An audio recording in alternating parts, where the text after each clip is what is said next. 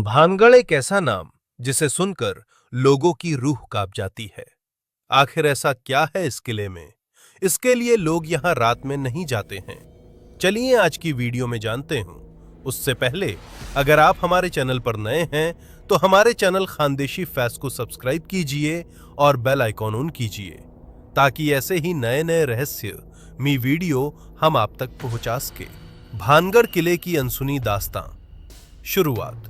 एक समृद्ध रियासत राजस्थान के अलवर की पहाड़ियों के बीच बसा भानगढ़ का किला आज भले ही खंडहर हो, लेकिन 17वीं शताब्दी में यह एक जीता जागता और खुशहाल शहर था। इसे राजा भगवंत दास ने अपने छोटे बेटे माधो सिंह के लिए बनवाया था। शहर में ऊंचे महल, नक्काशीदार मंदिर और रौनक से भरे बाजार हुआ करते थे। लेकिन इस रौनक के पीछे एक ऐसी काली छाया मंडरा रही थी जिसने इस पूरे शहर को कब्रगाह में बदल दिया। राजकुमारी रत्नावती और तांत्रिक सिंघिया। भानगढ़ की बर्बादी की कहानी जुड़ी है यहाँ की राजकुमारी रत्नावती से।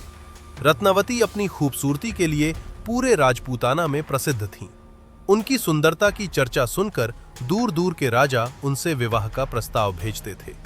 उसी राज्य में सिंघिया नाम का एक तांत्रिक रहता था जो काले जादू में माहिर था। सिंघिया राजकुमारी की सुंदरता पर मोहित हो गया था और उसे किसी भी कीमत पर पाना चाहता था। उसे पता था कि एक मामूली तांत्रिक और राजकुमारी का मेल कभी नहीं हो सकता, इसलिए उसने अपने काले जादू का सहारा लेने का फैसला किया। काले जादू का जाल। एक दिन जब राजकुमारी की सहेलियां बाजार में उनके लिए इत्र, परफ्यूम खरीदने आई, तो तांत्रिक सिंघिया ने चुपके से उस इत्र की बोतल पर वशीकरण मंत्र फूंक दिया। उसका इरादा था कि जैसे ही राजकुमारी उस इत्र को लगाएंगी, वह उसके वश में हो जाएंगी और खुद चलकर उसके पास आ जाएंगी। लेकिन किस्मत को कुछ और ही मंजूर था। राजकुमारी रत्नावती को तांत्रिक की इस नापाक साजिश का पता चल गया। उन्होंने उस इत्र की बोतल को पास ही पड़ी एक बड़ी चट्टान पर दे मारा। मंत्र के प्रभाव से वह पत्थर की चट्टान लुढ़कती हुई सीधे तांत्रिक सिंघिया की तरफ बढ़ रही और उसे कुचल दिया। भानगढ़ को मिला श्राप। मरने से पहले तांत्रिक ने अपनी आखिरी सांसों के साथ भानगढ़ को एक भयानक श्राप दिया। उसने कहा, आज मैं मर रहा हूं, लेकिन याद रखना, इस किले में रहने वाला कोई भी इंसान जीवित नहीं बचेगा। भानगढ़ एक ही रात में तबाह हो जाएगा और यहां मरने वालों की आत्माएं कभी मुक्त नहीं होंगी। वे हमेशा इसी मलबे में भटकती रहेंगी। तबाही की वो रात। तांत्रिक की मौत के कुछ ही समय बाद भानगढ़ और पड़ोसी राज्य अजबगढ़ के बीच भीषण युद्ध छिड़ गया। तांत्रिक का श्राप सच होने लगा। उस युद्ध में भानगढ़ की पूरी सेना मारी गई और राजकुमारी रत्नावती की भी मौत हो गई।